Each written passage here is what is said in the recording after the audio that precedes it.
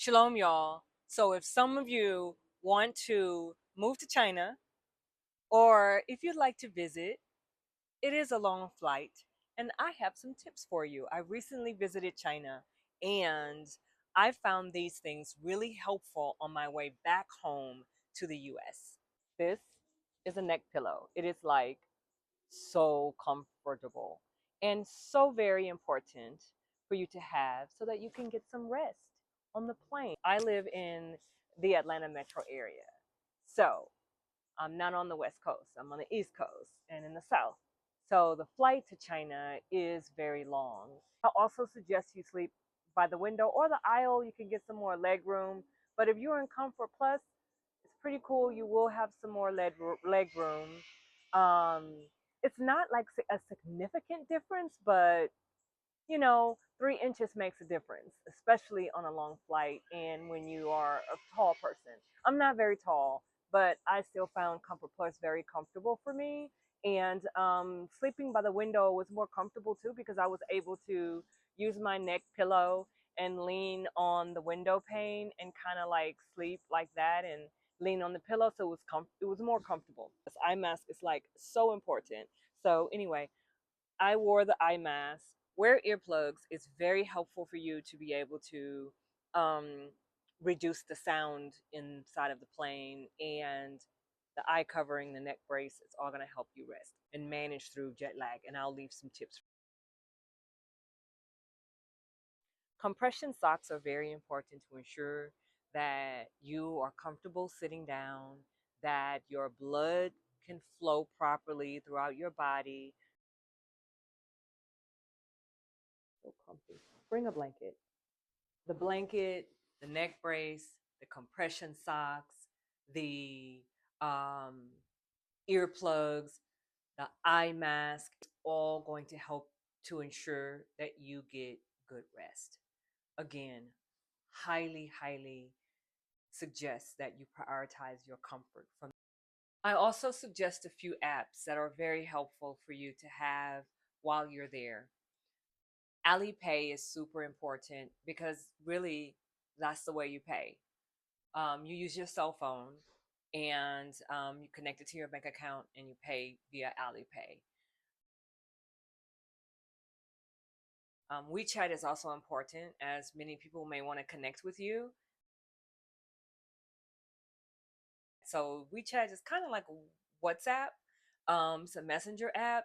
Get WeChat. You can do lots of things on WeChat too. So WeChat's pretty cool. You can also make purchases on WeChat and send money back and forth to people on WeChat.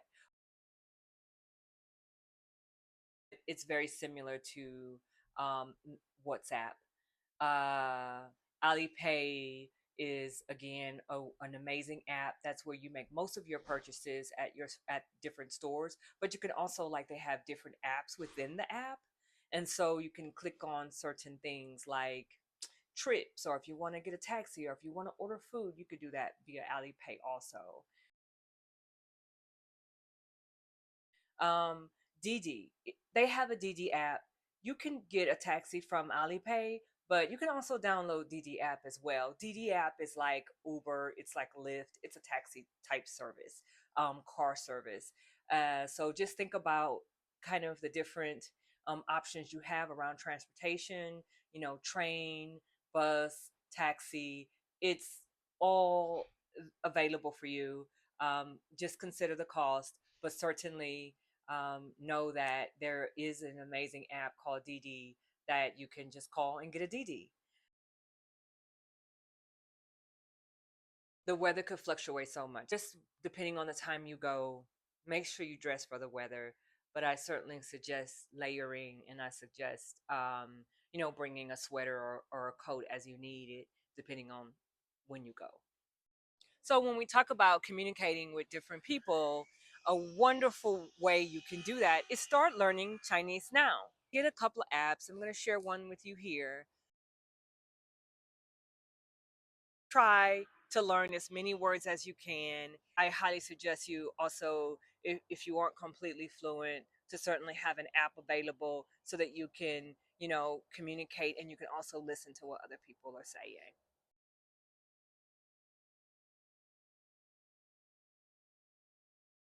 I really enjoyed feeling like I was living in the future. I enjoyed connecting with people, um, people who aren't from China, and also people who are native to China. It was really cool to engage in the cultural exchanges and conversation, build your global mindset. I've learned a lot about China. My daughter lives in China, and she's, you know, talks a lot about how much she loves it. And now I understand, and I also understand, like every place, there's no place is perfect. Uh, so yeah, I just say go with an open mind and an open heart to learn, because we have been indoctrinated, we have been brainwashed around China and around, their history, their politics, and their culture.